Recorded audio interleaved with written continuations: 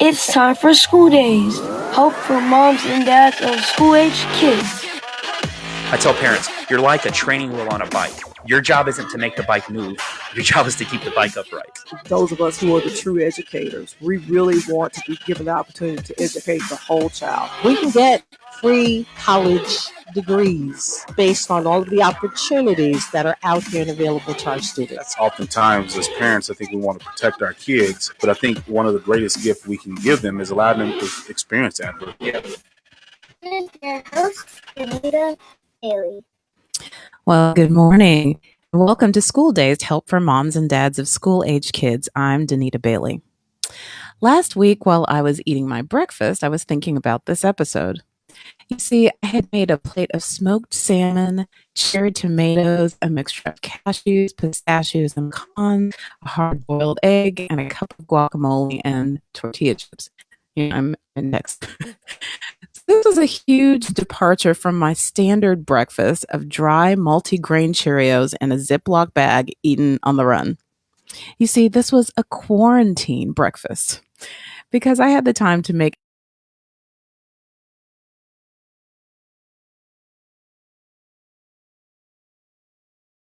out of this crazy time.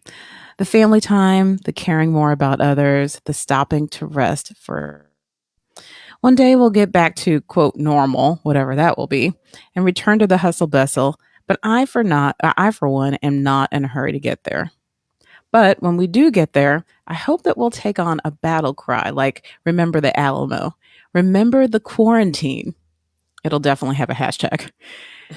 So it's my hope that we'll remember the great things that we learned and take them with us into the world that's ahead of us and make it a better place.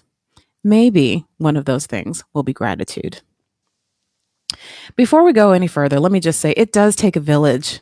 If you hear a great parenting tip or nugget of advice, share it with share it with your parent friends. Facebook it, Instagram it, tweet it, link it in, and add the hashtag School Day Show and hashtag I am School Days. We do want you to be for the show. So if you have any questions or comments, give us a call at 214-444-5575. Or if you're live with us on Facebook, you can drop us a question there and we'll do our very best to get to you as soon as we can. So without further ado, let's let our kidcaster introduce today's guest. Stacey Danford is an educational neuroscientist and a gratitude expert. She has a master's degree in mind and brain, 25 years of teaching and communication experience. She has taught thousands of students from different grade levels how to achieve greater success by maximizing their strengths and uncovering their hidden potential. Stacey is an award-winning educator voted by Fort Worth Magazine as the top teacher of the year in 2016. Her graduate research study on how the brain processes gratitude gives her a unique opportunity to change the way parents and schools look at how children learn and develop. Welcome to School Days, Mrs. Danford. Oh my gosh, that's so sweet. Don't you love that? Oh my goodness, that almost made me cry. I've never been introduced by such a sweet little person. Oh. Well, Stacey, I was so excited to have you back on the show. Thank you for coming back. Oh, you're so welcome. Thank you for having me. Yeah. Well, let's go ahead and just jump right in. I've thought about you a lot during not a lot. That sounds creepy. Okay, a couple of times. I've thought about you a couple of times since the whole quarantine thing has happened. You did a show for us last year. I think it was in November. And it really sticks out in my mind as one of those shows that was really kind of life-changing, the practice of gratitude. But I wondered when I've thought about you over the last 5 weeks or so, how does the gratitude expert handle tough times and how has all of this been falling on you? It has definitely been tough, especially, when you make your living as a speaker and every single speaking engagement has been canceled. But I have to do for myself what I teach other people to do. And there's a big difference between feeling grateful and being grateful. And you just right now don't necessarily feel like being grateful, but you have to purposely choose to do it anyway. And I still wake up every morning and write down things I'm grateful for. And I take purposeful pauses during the day, and I do the things that I know that will change my chemicals in my brain, and they work every time. Mm-hmm. Okay, I can't wait to get into all of that. So, since we've talked last in November, you were asked to do a TED Talk. So, I want to hear some about that. What was that about? Can you hear me? Oh, now I can. I was like, oh no, you went away. Did you hear the question? No, sorry. Oh, okay. I said, since we last talked, you were invited to do a TED Talk. So, tell us about that. Oh my gosh. And yesterday, when I was talking to you yesterday, I didn't even know it was out yet.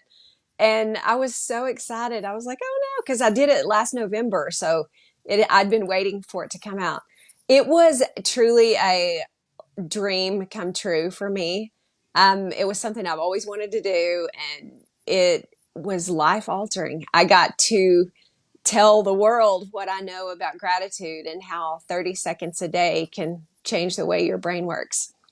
And it is the truth of my life and how I got into this whole neuroscience thing. And I've always wanted to tell that story to, people when I see them. And now I got to just have a bigger audience.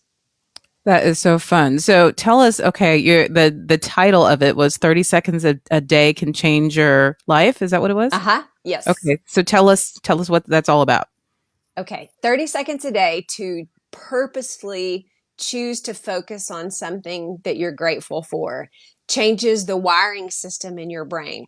And there's a little thing in the back of your brain called the reticular activating system, and it's your lizard brain. And it doesn't think, but it learns. And so it can't think for you. It just learns what you think the most often. So every time you think something, it kind of is like making little tick marks in there, like, oh, she thought about that 30 times a day, or she thought about that, all day long. And it knows that that's important to you. So it allows that filter to be stronger and stronger. So when we think about negative things like, oh my gosh, I'm gaining so much weight, or oh my gosh, this quarantine's never going to end, and you think about it 30 times a day, that filter is getting bigger and bigger and stronger and stronger. So I purposely chose to spend 30 seconds every day focusing on something I was grateful for. Well, what it did, I didn't know at the time, was teach me to look for things so that I could spend my 30 seconds focusing on that. Well, the more that I saw, the more that I focused, and the more that my filter became bigger and bigger and stronger and stronger. And when you change what you're looking for, all of a sudden your world changes. And it all started with 30 seconds a day. So something that you said during your TED Talk was that it was the 10%, 90% quality of life filter. Yes. I'm probably messing that up a little bit, but tell me what you said about that. Well, the research shows that only 10% of our happiness is based on our life circumstances. And that's so hard for us to imagine because we think it's the job we have and the house we live in and the car we drive and the amount of money we make and all those things. We think that that's what creates a happy life. But the research shows that it's only 10% of our happiness is based on that. And the other 90% is based on the filters through which you view life. And 50% of that 90 is genetics. And the other 40 are purposeful choices. So your genetics, which is why it's so important for shows like this, are the things that your parents teach you and the ways that you're raised and the things you learn as a child. And if everybody in your house is stressed out and angry and worried and starts looking for negative things, you don't realize it, but you learn that your filter, oh, this is important for my family. It will also be important for me. And so we're teaching without teaching every second of our day. And if we can learn to teach kids to look for things to be grateful for, we're accidentally teaching them that life has grateful things to offer. Mm-hmm, mm-hmm. So is the goal kind of to change from to move that number up from 10% to a higher number, basically, so that the 90% shrinks and the 10% is higher? Well, you want to keep your 90. You just want to use the 90 correctly. Okay. because when we let the 10 be every, our whole determination of our happiness is based on things and life circumstances, then we're missing the beautiful of the 90. And it's Hmm. like if you went to the prom and you had a gorgeous hairdo, but you wore sweatpants and farm boots, you're missing the 90%. you, it would be better to have the beautiful dress and the shoes and the jewelry and just have a ponytail.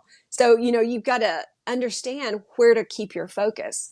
And Hmm. when we teach kids to focus on, yes, this one thing might not be great right now, but look at this. Look, there's still 90% the world has to offer you.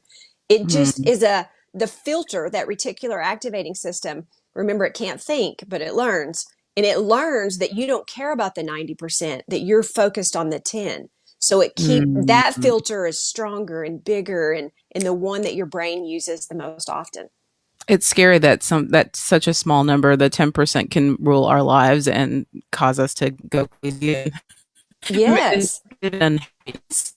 And it's such a small percentage, but if you think about it logically, and we look at movie stars and athletes and all the things that we think we need to be happy, money, accolades, the cars, the houses. If that was truly what makes you happy, everyone who had it would be happy. But Mm. but that's not the case. I mean, we've seen the Britney Spears and the shave your heads and the athletes in prison, and so we know that's not what makes people happy. But it's the years worth of training in that 90% that we're missing. So we're focused on, oh, this must make me happy. If I just had this, if I just had that. And it's not true, and there's no research that shows that that's what makes people happy. That is so good.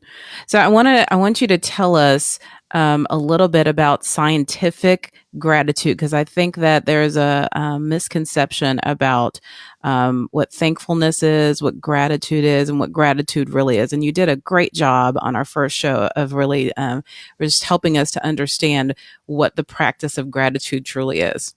I would love to, because this is my favorite thing. Being grateful and feeling grateful, like I said, are two different things. And we think the average person that grateful is just saying thank you when you get a gift or your granny sends you a present and you have to write that thank you card. And those are really just manners. And if you'll separate good manners from your feelings, because scientific gratitude is all about your feelings. And it's the feeling you get when you hug your granny, or the feeling you get when your child comes through the door with the wildflowers they picked you, or it's all about the feeling. And I can even do it like with my cup of coffee. And I can think, oh my gosh, I love the feeling of a hot mug on my hands. And I love the feeling of that bitter and sweet going down my throat. And when you focus on the feelings are what creates the chemicals, and everything is about the chemicals.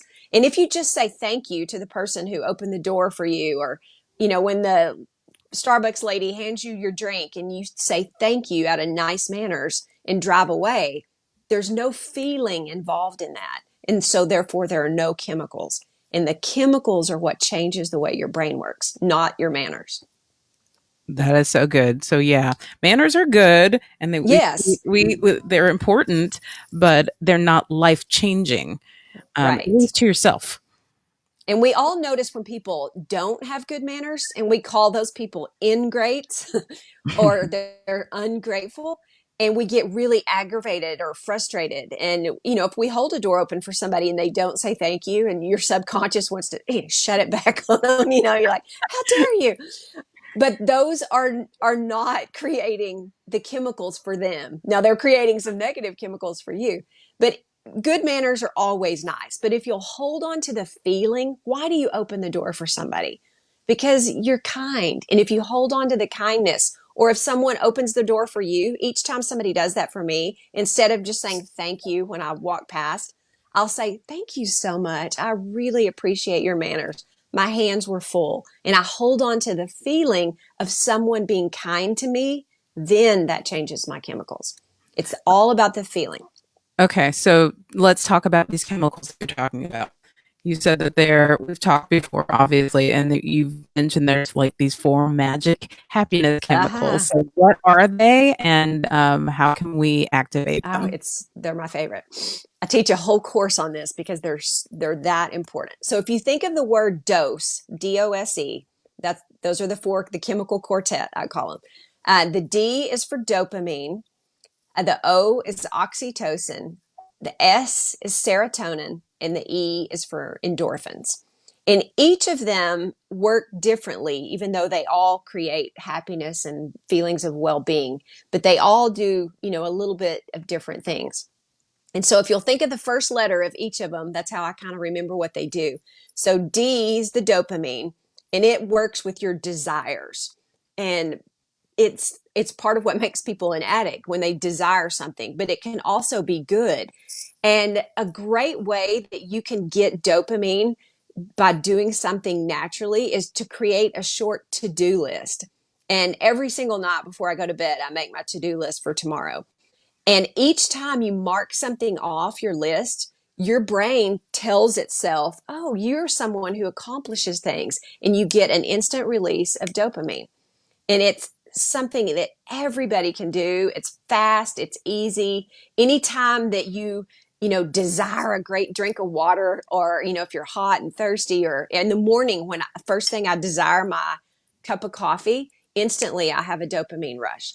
But you could teach your kids to have one to-do list a day, and we have them on post-it notes, and everybody has a list on one side of the refrigerator that's their to do, and then we move it to the right side of the refrigerator after it's done. And that just is a great way to teach kids to do something, and they also get a dopamine rush, which is great. The O is oxytocin, and that's the oven.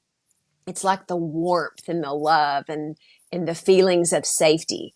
And the best way to get an oxytocin boost is hugs. And Mm, there's that's yeah, there's unfortunate. one That's yeah, unfortunate there's right one now. researcher that says, yeah, you need 8 hugs a day to get the correct level of oxytocin. Wow. And when I tell people that, they're like, I haven't had 8 hugs this whole week. Right. And some people don't get 8 in a month. Mm. And so my little son and we always have a joke at night, and he'll say, Mom, have you had your 8? And I'm like, no, I'm on 4. And he'll come and, give me 4 right quick. So we level each other out night so we can have our 8. But a pet is also you get oxytocin boost from a pet. So, that's why people in nursing homes, and they have, emotional support animals, they really do change your oxytocin levels. So pet your dog, talk to your fish, pet your turtle, whatever it is, you will get an oxytocin boost from that. Let me ask you, Stacy. So I have some friends who live alone. And so what do you recommend to people that are sheltering in place that they can do? Do they hug themselves? It, I mean, yeah, what can you do in place of getting those hugs? And if you don't have a it's pet? this is one of the reasons that quarantining right now is creating so much anxiety and depression, is literally oxytocin shift. And because it Mm, is our trust and emotional stability kind of hormone, and we need people and, to get the higher levels of that. But to do it for yourself, I talk to myself in the mirror every single morning as if I'm someone else, because I was so cruel to myself in the mirror for years and years and years. mm. So I just automatically do that every morning, and I'll go, girl, you look good. And, especially when you don't in the morning and you're crazy looking. But I do, just like I talked about in my TED talk, I pick one thing I like about myself, and I hold that thought for 30 seconds every morning. Whether it's, oh my gosh, I love that your hair can be in a ponytail, it can be down, it can be whatever, and somehow it'll always work. Or, something crazy. I love that I have more freckles in 1 square inch than most people have in their whole body. I just, something crazy, but I talk to myself like a friend. And if you don't have people, it's so important that you do that, because you've got to have some kind of connection, and you can call someone that will also give you an oxytocin boost, that feeling of trust and belonging. If you don't have people in your home, call a friend, find a pen pal, do something, because you've got to have that connection. And I think about kids that maybe don't have someone in their home that is affectionate towards them right now, and they're just kind of stuck sheltering in place with people that they're not super connected to. And so what are some things? I know you've got how old is Grant, your son?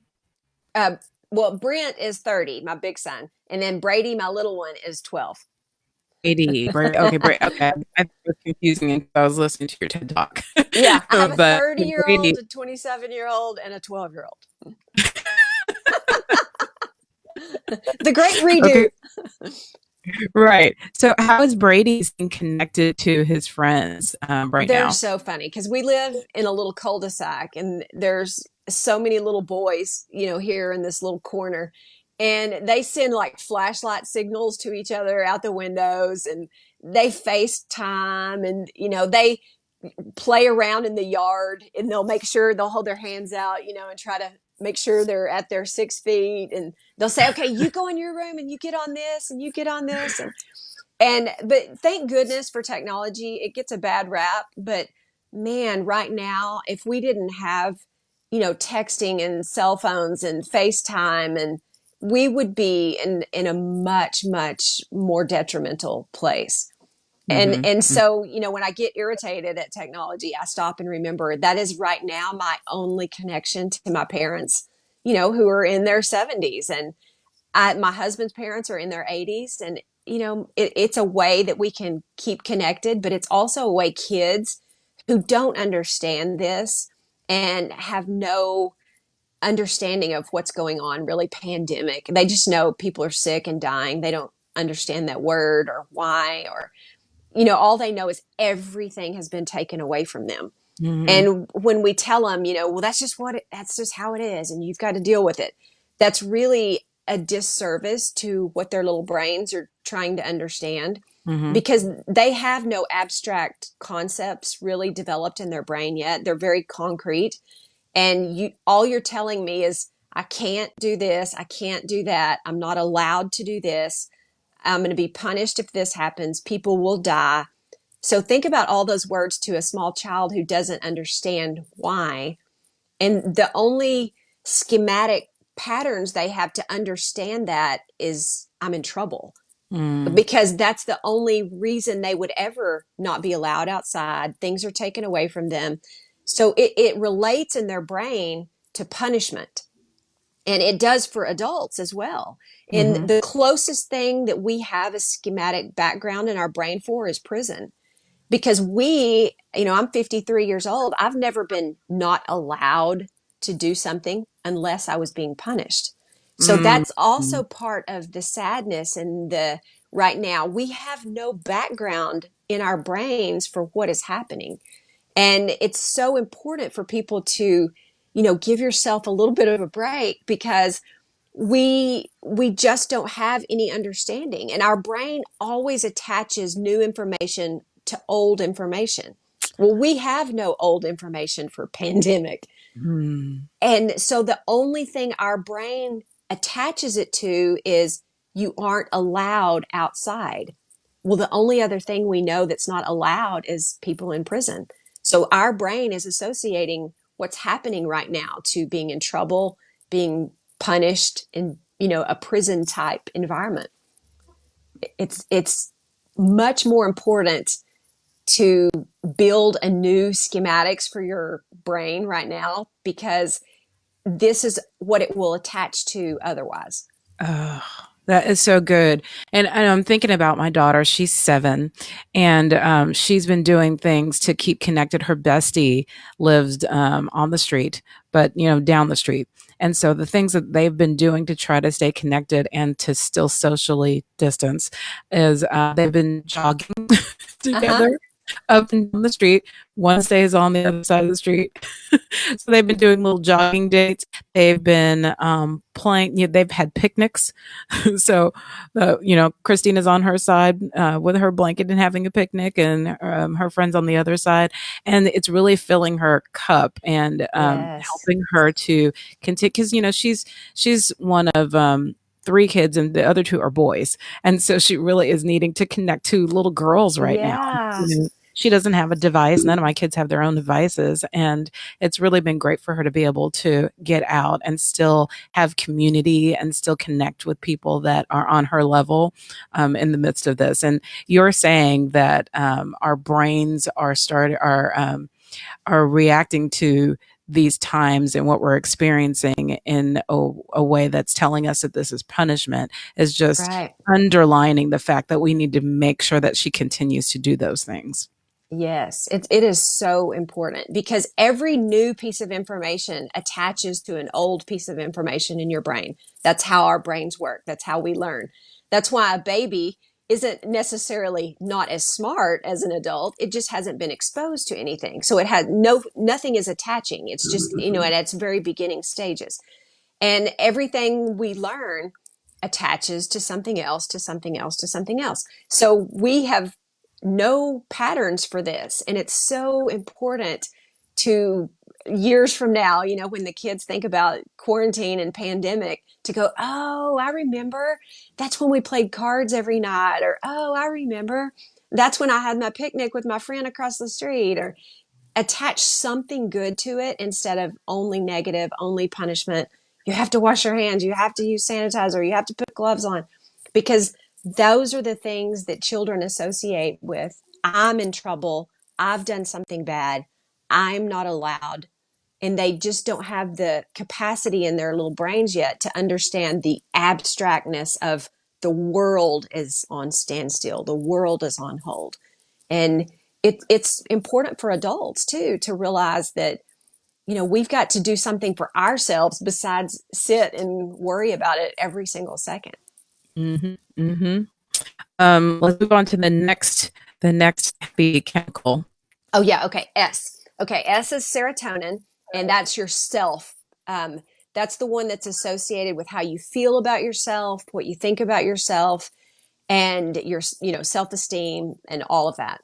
And it's so important that there's an easy way to increase your serotonin levels. Just go outside, and the sunshine will boost your serotonin levels, and which is super important right now when we're all, quarantined. At least go outside and, get in the sun a little bit. Even sun through a window will help increase your serotonin levels. Very important, because that's one that is directly linked to depression. And, letting your kids go outside, take a walk, go in a car with the windows down, let the sun shine in. Those are easy things you can do to boost your serotonin levels. Mm-hmm. Another thing that is good for serotonin is carbohydrates. And a banana is a super fast way to give yourself a little boost of serotonin. Yay for the carbs. Yeah. So do the bad carbs, cookies, and all that. That's really why they make us feel better. All those quick carbs, they shoot your serotonin levels up. The only problem is we pay for them later when they drop. So if you'll, have a natural serotonin, like a banana or yogurt, those are good things to help your body get a little boost without the crash of, I just ate a whole box of dry cereal. That is so fascinating. I did not understand that because, every year our church has gone on some sort of fast. Herbs is 1 week. And the first time we did that, I thought I was going to kill everybody in my house because, and I had no idea I had a carb addiction. Yes. But I didn't know that it was associated with a chemical in my brain. Yes, it That's so directly affects your mood. Very much so.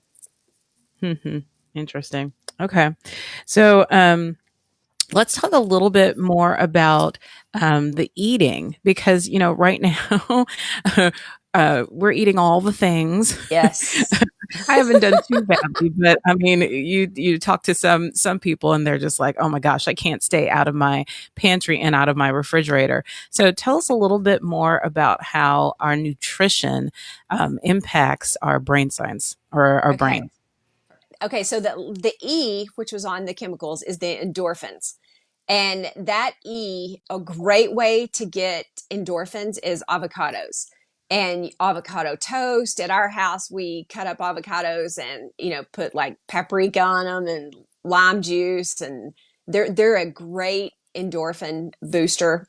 They're, there's a million ways you can do an avocado and they're super fun. Coconut is Guacamole. also a great endorphin booster, and it's something that's really good for you, kind of, and it's a little bit of the sweet taste. The best way though to get endorphins is exercise, which is hard when you're eating all this crazy stuff. But right now, part of the reason we're craving, the sugar and the quick carbs and all that is really and truly because of our emotions. And your brain knows what's going on, even though you necessarily don't know why you're doing it. It knows it's craving serotonin, or it knows it's craving, dopamine or whatever. Sugar is a giant dopamine rush. The only problem with dopamine is it's really fast. It runs through your body really quickly, and all you do is want more, want more, want more, want more, which Mm-hmm. is why you can't eat, one handful of chips or a few M&Ms. You just want more, want more. That's because of dopamine. So it's so important that you understand these chemicals because they're directly playing a role in the foods that you're craving.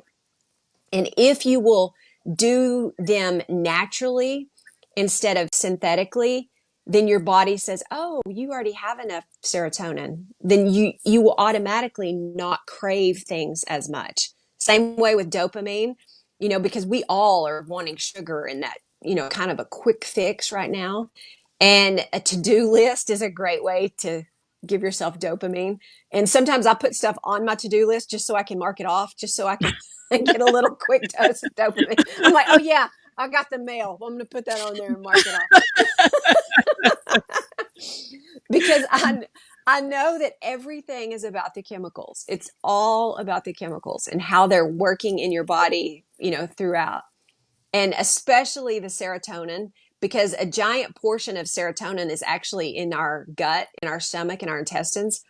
And it's just crucial that we don't bombard it with a bunch of junk, even though it makes us feel better, because we will definitely hit the crash of the insulin levels, after it all burns off. Because most processed carbs burn in your body as sugar. And even though we're eating bread or we're eating noodles, it's going to turn into sugar. And so it's giving you that giant drop as soon as they burn. And it's something that, we want, and we don't really know why we want it, but it's all about the chemicals. And we really messed ourselves up because when we were under threat of sheltering in place and being quarantined, I think everybody ran to the store and got all the pasta and The chips. all the exactly yes, because we thought, okay, we need stuff that's relatively non-perishable. And I heard at least that there weren't that you could get the vegetables and things that are fresh, But think but about all why. Because yeah, nobody's wanting them. exactly, yeah. But so we definitely carved up, which is causing problems for us now. It sounds like Yes. yes. The crash of them is what, is the hard part. Mm-hmm. Mm-hmm. And it's just so easy because they're quick and you can grab them really fast and on the run. And they're just so good. I know they taste so good. That's the sugar. That's the They do. dopamine. They do. So you said avocados and coconut, Yes. and And can you give some more? chicken and fish are very good. They will give you some chemicals that you need. Bananas, like I said, are a really good one. Leafy green things are very good for the way that your body absorbs, and it works in your gut very differently. Mostly, it's just important to avoid too much processed food because there's synthetic chemicals and then there's organic chemicals. And anything synthetic, which is why people, like illegal drugs and all that, those are all synthetic hormones. They trick your brain into thinking that you've got enough of it, and so it quits making it for you naturally. And that's why people that, have meth addictions and heroin addictions and opioid addictions, those are they mess with their dopamine receptors. And so your brain's like, okay, you're giving me loads of dopamine, I'll quit making it. And then when you try to get off of those things, your brain has stopped producing as much dopamine as it should because you've been giving it synthetically. And so it's so crucial that all of these chemicals that we learn to do natural ways to build these hormones, so our brain will keep doing those for us instead of getting them from the outside. That's so good. That's great advice. And so I want to ask, some of us are finding it easier to be quarantined with certain family members than others. I'm not talking about my house necessarily. I'm just saying, now that we're all asking stuck for in a the house, friend. Yeah. right, asking for a friend. Right, exactly. No, but what I'm saying is, I want to know how you can make it easier to shelter in place with family that you might not get along with. I love your story about Andrew. So can you tell us a little bit about your student, Andrew, and how things turned around for a difficult student, at least in your description of him? Yes, he was the hardest student I ever taught. And he was one of those people, it was just difficult. There's nothing seemed to go right. I couldn't give him a good enough grade. I couldn't do anything right. And my daughter, who was a teenager at the time, she said, "Mom, no one cares how much you know unless they know how much you care." And I said, "What does that have to do with anything?" And she said, "It's everything." And so that next day, I started taking 30 seconds to find something that I liked about him. And man, it was difficult because there were days that it was absolutely not much to look for. But because I started looking for things I liked about him, I noticed I liked more things about him. And it became, just like in seek and you shall find, in a different way. If you're seeking for all the ways they annoy you, your filter is going to say, "Oh, this is important for you. I'll show you all the ways he annoys you." On the reverse, if you start looking for things that you like about people, you will find more things that you actually like about people. Well, after about 6 months, every day I would tell Andrew something I liked about him. And I noticed that he completely changed who he was in my classroom. Our relationship changed. And it was started with 30 seconds and looking for one thing that I liked about him. And it's turned into a 12-year relationship. I still talk to him often. And the words he told to me, I will never forget. And it was years after he was in my classroom. And we'd gone to have coffee one day. And I said, "Andrew, why did you treat me so differently than all the other teachers?" Because he was difficult for everyone. And he said, "Miss Danford, you smiled at me every time you saw me, and you made me feel like you were grateful I was alive." And I was like, oh my gosh, how did just looking for one thing I liked about you make you feel that way? And it did, because I unconsciously was smiling while I was searching for the one thing I was going to say about him, and I was like, oh my God. And I remember one day I told him that I said, "Andrew, I love the way you part your hair." And this is a 16-year-old boy. He looked at me like, "What is wrong with you, lady?" But that was the only thing I could find that day because he was awful. But purposely choosing to look for something that you like about somebody is crucial, especially for people that drive you nuts. And at our house too, we have an ongoing list on the refrigerator. We just keep adding papers to it.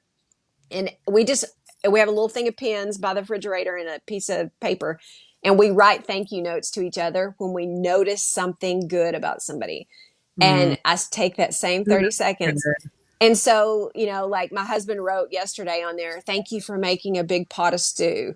And because he loves it and I don't cook that much. And, my son wrote on there, "Thank you, Mom, for letting me make forts in my bedroom." And, he took all the blankets in there and just little things that people notice about you.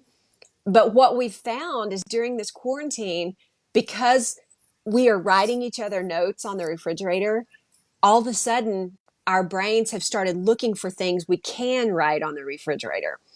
And and gratitude is a reciprocal emotion. And the more you give, the more you get. And even my son, who's 12, and right smack in the beginning of puberty and crazy, and and he's not really somebody that wants to write a lot of stuff on the refrigerator. But I noticed that the more things I wrote about him, the more things he wrote about me. Oh, wow. And it makes people feel good. And gratitude is one of the only things that is a chemical release for both the giver and the receiver. And it's so important to just look for little things, dumb things. "Thank you for not walking in the living room with your muddy shoes." And he was like, "You notice that, Mom?" And I was like, "Yes, I did. I saw you left your shoes outside." But instead of griping at him for leaving his shoes outside, I thought, "Oh, I'm going to tell him the good thing he did." And I said, "Thank you so much for not bringing your muddy shoes through my living room. That was so thoughtful of you." And all he heard was I gave him a compliment, and I said that that was thoughtful. And I noticed the next day, he did it a little differently, and he did a little differently. And I was like, okay, this is working. We also have a little flag system on our refrigerator. We have 2 little dog magnets, and there's a Rottweiler dog, and then there's a little Shih Tzu looking dog. And if we put the Rottweiler on the refrigerator, that means everybody go to your corners and out. And it's so, we all don't realize, but we have been put together and no one is getting any personal space, including children. But we don't realize that going to school or whatever gives them 8 hours away from you every day. Yep. And they're tired of you also. Everybody's bombarded in the same place. So we do 2-hour chunks, but one at a time. And everybody has to go to your corner. And my husband goes to his office, I go to my office, and my son goes to his room. And nobody can come out for an hour. And I mean, you can go get a drink or go to the bathroom or whatever, but nobody can bother anybody for that 1 hour. And I seem to get more done in that hour than I do all the rest of the day, because it's mom, hey, can you give me, and it's just important that we know it's okay for you not to want to be around your people, but you still love them. Because we get that guilt going that I don't want my son near me. But shame and guilt are 2 of the most detrimental emotions, because they create very bad chemicals in your brain. And they are terrible for the giver and the receiver, because they know you don't want them. And it makes them feel guilty, because they're thinking, what did I do? Why does she not want me in here? And it makes you feel guilty that you don't want to be around your child. So instead of everybody feeling guilty, just say, okay, here's our hour. Rottweiler's on the fridge. Nobody is going to bother anybody, because we're all getting testy. And then we'll put the Shih Tzu on the fridge, and it's okay, everybody family time. And we'll play cards, or we'll watch, something on TV. We've been watching the Addams Family, the old, 80s. My son thinks they're so cute. And my husband and I laugh, because I was like, we know all of these. But just do something fun together. And then the rest of the time, it's okay to be apart and do your thing. But go to your corner. Just like the boxing match. Everybody get out of here. Go to your space. And then when you come back, your chemicals have resettled in your brain. And now you can be your best self again. Man, Stacey, you are changing people's quarantine life right now. It's just important to know that I can still love you, but I don't want to be around you every minute. And I am an extrovert and I like people, but I have realized over this 6 weeks, I desperately miss my alone time. And I think better. I'm more creative. And even if there's a radio in the other room, I cannot function as well. And my husband wants music on all the time. And I drive him crazy, because I tell him to turn it off, and he drives me crazy. So he's learned to put headphones on. I have to have my silence. But when we all go to our spaces, we just can be our best selves. And it has nothing to do with how much I love you. It's just my brain needs a break right now. And we introverts are feeling that doubly because we are not motivated. We are recharged by our alone time and not being around people. Right. Versus, you extroverts are recharged by being around people. And so introverts probably need 2 hours of going to your Yes. Yes. if not And more. it's so important. And I have a no coming in the bathroom clause now too, because every mother out there knows the minute you get in the bathroom, everybody wants you and they want to tell you something. They want to cook. Hey, you again? Do we have any French fries? I don't know if There's we no have French French fries in fries. here. I'm in the I'm on the bathtub. potty. And so I'm like, goodness. So I have a little bandana tied on the door. Like, this is, don't come in here till I take this bandana off. But I am very diligent in explaining that. And I think that's so important for parents. Instead of just saying, get out of here, I have to be by myself right now, because that induces shame and guilt to a child, because they're thinking, what did I do? All I wanted was to hug you, Mom. And if you'll tell them, Mom's feeling really frustrated right now. I'm having trouble thinking. I need to be by myself for a minute so I can collect my thoughts. Then that's all about you and nothing about them. And it changes who they are too, because they don't feel like they've made you mad. They don't feel like they hurt your feelings. They don't feel like you don't want them. Just be diligently honest. Even my husband, I'm like, I cannot look at you right now. You're driving me crazy. If you ask me one more time where we keep the forks, I'm going to scream. I'm like, are you kidding me right now? And that man can make more noise when he unloads the dishwasher. I'm like, are you trying to show the lady down the street that you're unloading the dishwasher? Because I don't know how much harder you can bang those pans. You're killing me. And you just have to say, it has nothing to do with how much I love you, but the amount of noise you are making is sending my brain into a spasm. You've got to stop. Yeah. And and he'll tell me, like, if you want me to help you, this is the way I do it. And I'll say, okay, fair. I'm going to go outside and take a walk for a minute, and you unload that dishwasher as loud as you need to do. You get it, boy. Thanks. Oh my gosh. Another thing go ahead. But when people are honest about their feelings instead of just the surface feeling is, get out of here, you're driving me nuts. But if you'll tell people why, then it makes it not about them, it's about you, and they don't feel shame and guilt of being that they've done something wrong, because we're already all feeling we've done something wrong. We can't leave our house, we can't do this. And so even my son will say, Mom, I need you to not be in my room right now. And I'll say, oh, okay. And he said, I can't do this math, and when you're staring at me, it makes me nervous. And oh, okay, fair. And I said, sometimes I don't like people staring at me when I'm trying to think either. And I'll say, you come get me when you need me.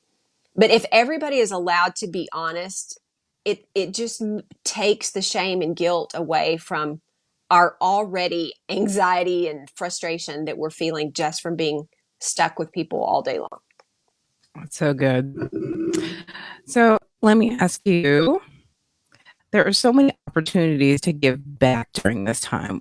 What impact does generosity and caring for others in the midst of all the craziness that's going on have to do? How does that impact our brain and mood? So much.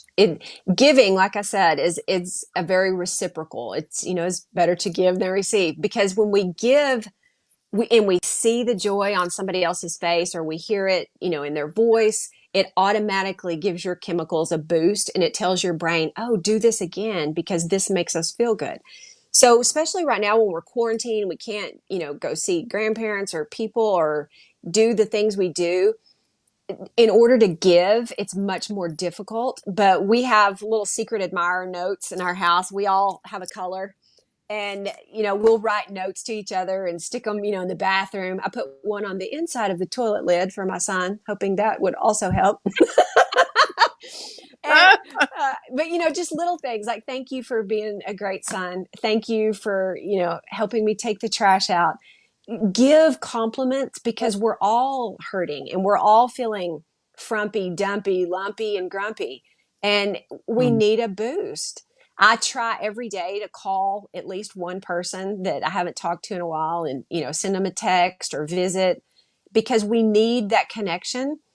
And there's a great research study from Harvard that's one of the longest research studies done in the world. It's been going on for longer than 75 years, that shows, above all things, including health and smoking and all that, that connection and friendship is a big determiner of your longevity of your life. And it's crazy, the research on that. It's fascinating. It's on YouTube if you want to Google it. But just keeping yourself connected, because our brains are built to be social and we long for that connection. And, a phone call or send somebody a card. And I have one of the ladies that's in my online course that she's been sending, thank you cards every day to people, just random people. And she even wrote on her Facebook, if you want a note, send me a message and send me your address.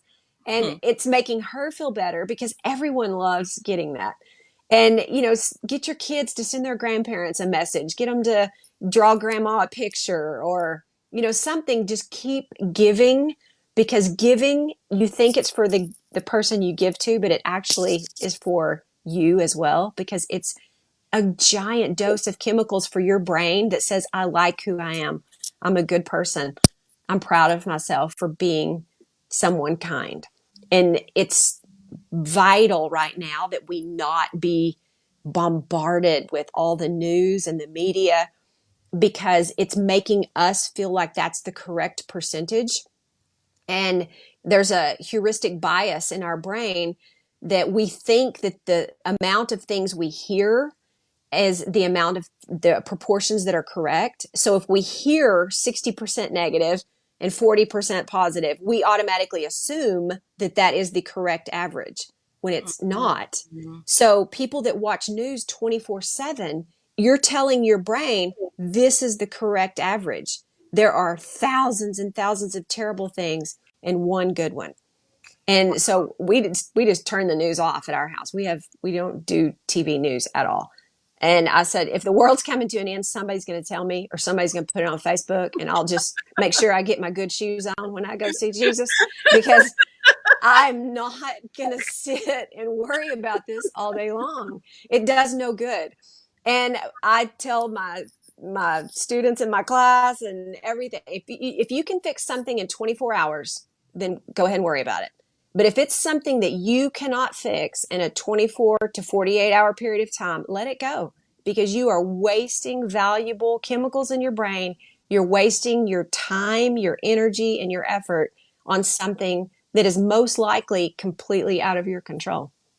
And if you put that on a scale, and even my son, I'll tell him, can you fix this in 24 hours, buddy? And he said, no, I can't fix this at all. And I said, then let it go, brother, because you're going to waste your day and you're going to get yourself in a bad mood, because worry creates lots of bad chemicals in the brain. And only 8.6% of what we worry about actually comes true, which is fascinating. And think about all the energy we spend. And you just have to let it go. I can't fix quarantine. There's nothing I can do about it. I can do my part, and I refuse to worry about it. I cannot fix it. 8.6%. That's it. Isn't that crazy? That is crazy. And I'm always saying to people, and to myself primarily, don't believe the scary story, because what we do is we get a piece of news and then we take it all the way and just start building up the story in our minds about, okay, so this is going to happen, and this is going to happen, and I'm going to lose my job, and and instead, you're saying that there's a low percentage that scary story is actually going to happen. And like my husband, works in the oil and gas, and yesterday, oil dropped to the lowest it's ever been, and I could see on his face, the panic of, oh my gosh, what if he loses his job and the oil industry is going to crash? And I said, what could you do about it? And I mean, you're not going to be able to fix this. You're one man. And he said, yeah, you're right. And I was like, you just got to let it go, because you're going to waste your your time, your energy, your effort, and your chemicals. And the brain uses a massive amount of your body's energy. And when you ruminate over things that you're worrying about, it uses even more. And so that's why you get sluggish, you get tired, you get depressed, because your body has no energy left because your brain is using it all. That's why if you think all day and you cram for a test and you study, you're tired and you think, how am I tired? I didn't even do anything. It's because Hmm. your brain is using so much Oh, energy. wow. Yeah. So, I want to talk about that a little bit. So, there are people who are really having a tough time right now. We right now are seeing protesters of people who are saying we need to lift these restrictions, or at least make them less restrictive, so that we can go to work, because I'm not bringing in any income. And I saw that Pink, the singer, had COVID-19, and she and her 3-year-old son Oh, also wow. contracted COVID-19, and her account was really, really scary. And she was probably more scared for her 3-year-old son, and whether or not he was going to make it, obviously, than herself. So, and then, Wow. I have friends that have lost loved ones due to COVID-19. And so, what I want you to speak to is people who are really having a tough time, and maybe looking at this broadcast and going, sucking their teeth, going, you know, Yeah. It's that's easy that for you to really be happy grateful. lady, Yeah. right? That really happy lady doesn't know what's going on in my life. So, how can gratitude help people that are experiencing particularly tough times right now? And it's hard. And there are people that are truly suffering. And, the hairdressers and nails and people like that, I mean, they've just completely lost their income. And the most important thing is to tell yourself it's okay to feel sad. Mm, And that's what I want people to understand. Gratitude is not some Pollyanna thing that you just force yourself to do even when you feel terrible. It's okay to feel terrible, just don't stay terrible. Because when you sit and ruminate on it, you're ruining so many things. And I would say to write down the things that you're truly afraid of. And I always teach my kids to go to the worst case scenario.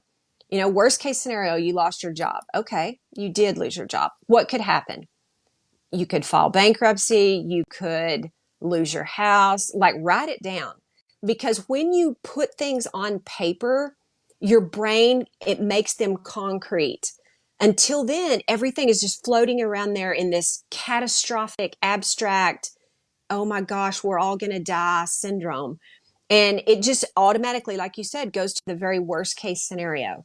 But when you write things down, and then you can look and see, what could I do about this? Okay, you lost your job. I might file bankruptcy. What could I do about this? Okay, I could possibly get a loan.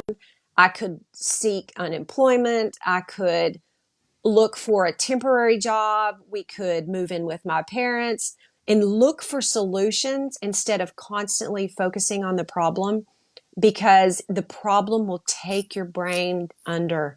You just get so stuck in it that you can't get out. And if you're sick, write mm, it down. I mean, I firmly believe that putting things on paper puts them into perspective. And my daughter is an ICU nurse, and she's right in the middle of COVID and is touching people with it every day. And of course I worry for her, and I'm thinking, oh my gosh, my poor child. And she said, Mom, what can I do about it? And she said, mm, you taught me that. What is there? And I said, you know what? There's nothing. You're taking your precautions. You wear your gloves, you wear your mask. This is your job. And she's so dedicated to helping people. And, and she said, Mom, what's the worst thing that could happen? And I said, well, that, you could die. And she said, that's right. And what would happen then? And she said, I would know you loved me every second of my life. And you would know that I thought that you're the greatest mom on earth. And I was like, wow, okay, there are just some things I cannot fix, and I have to let them go. And we constantly are telling each other something good, and yesterday or day before yesterday, she called, and, she said she's in Florida, and she said there were several elderly people that lined up at the door of her hospital, and with cowbells and balloons and streamers. And she said they cheered them in, and they got there on shift change at 6 a.m. They got there, and they had little packages of honey buns and breakfast burritos. And she said, I felt like a war hero. And they were ringing their bells. And I said, because we are all so grateful for the job that nurses and doctors are doing right now. And she said, I've never felt so good about myself as seeing the way other people looked at me. And I was like, wow. And I said, that's what gratitude does. You feel that feeling of, wow. And the feeling creates the chemicals. And, you can still find good things. There are kind people everywhere doing such nice things. And it's just a matter of where you put your focus. And even if you did lose your job, if you sit and think about it all day long, you're just going to get sadder. If you sit and think, you know what, I lost my job, but I'm not in the hospital. My children are in the other room. They're beautiful. They're healthy. There are still good things to have. You just have to change your focus. Yeah, and I was thinking about what you were saying about the energy that ruminating on the bad things saps, and that if you are sick, then you are probably causing yourself to be more unhealthy. Yes. From not practicing gratitude and not thinking about the good things and really thinking about the bad things. Yeah. And there's lots of research about that too. My daughter will tell you as well that the patients that they have that are happy and positive and energetic always heal faster than those that are grumpy and mean and fussy. And she said the nurses they take a little tally, like he's going to be in here for 3 months, because their attitude. And, they've had people in there with horrible things that have happened to them.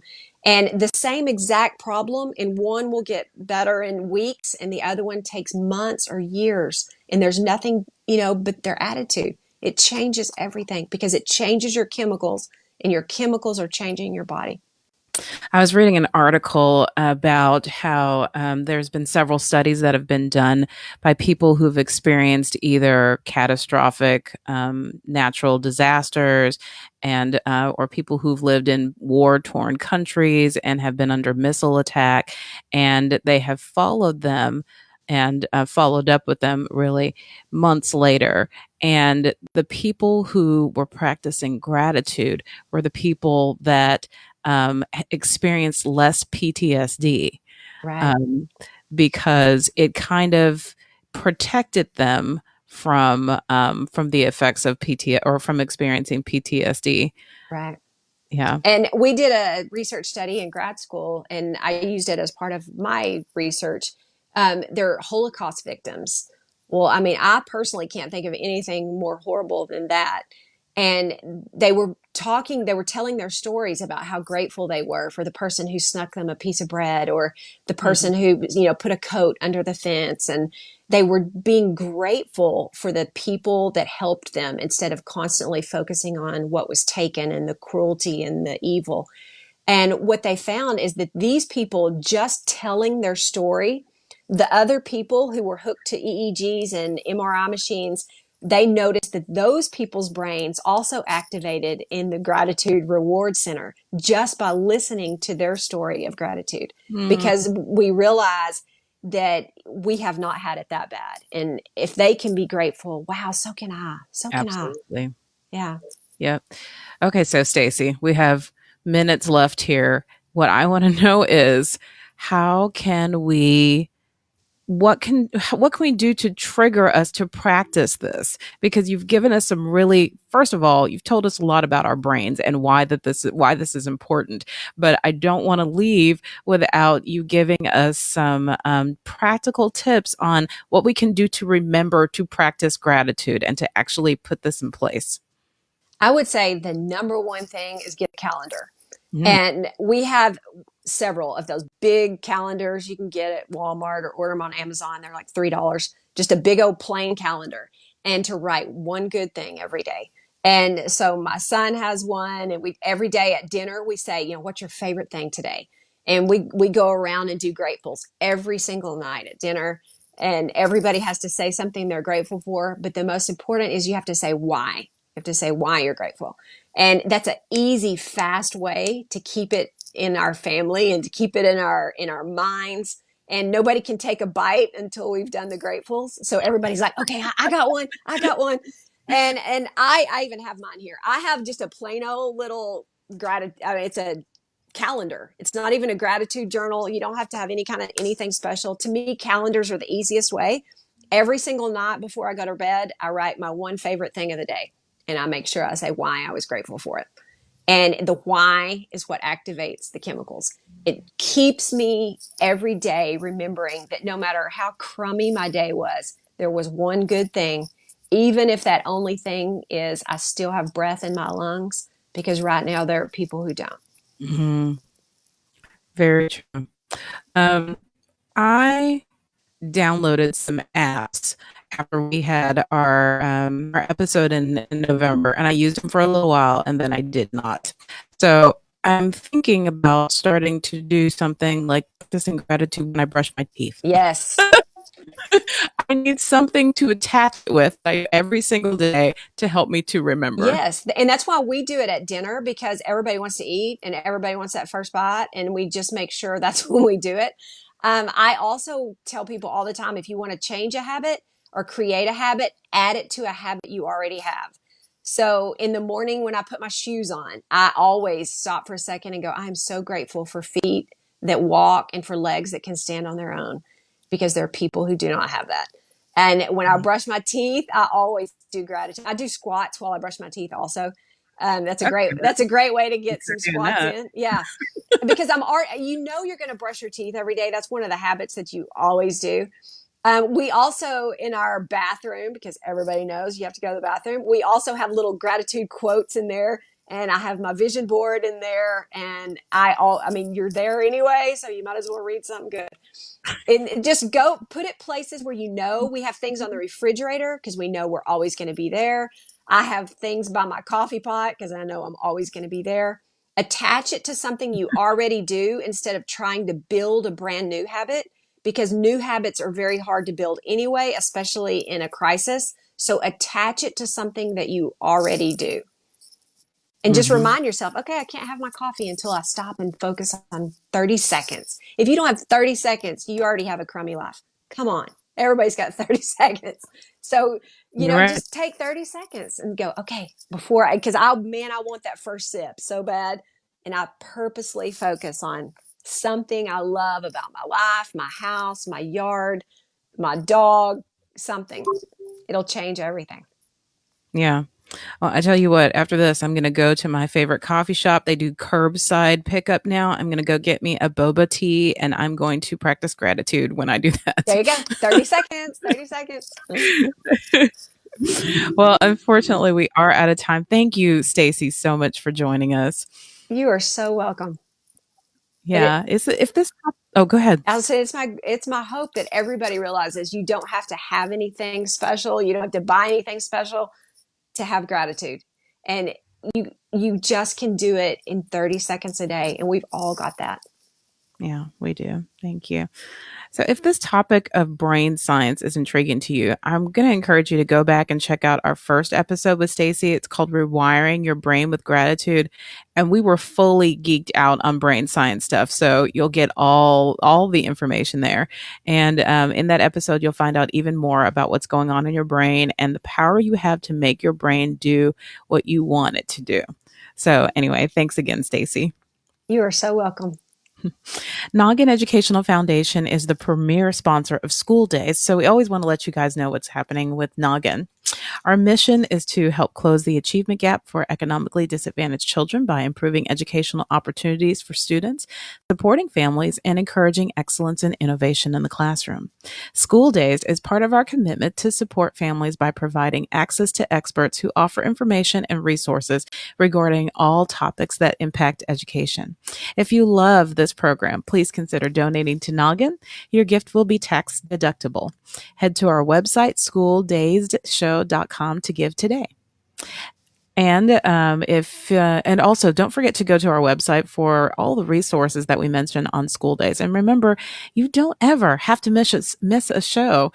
Find us on Spotify, Apple Podcasts, Google Play Music, and pretty much anywhere you listen to your favorite podcasts. And don't forget to follow us on Facebook, Instagram, and Twitter at Noggin Foundation. That's Noggin. And last but not least, we will always want to end our show by saying that David and I are parenting by grace. We depend on God to give us the wisdom and strength that we need to raise our kids into flourishing adults. And if you want to know more about that, please feel free to email me at info@schooldazedshow.com. Have a great week and stay safe.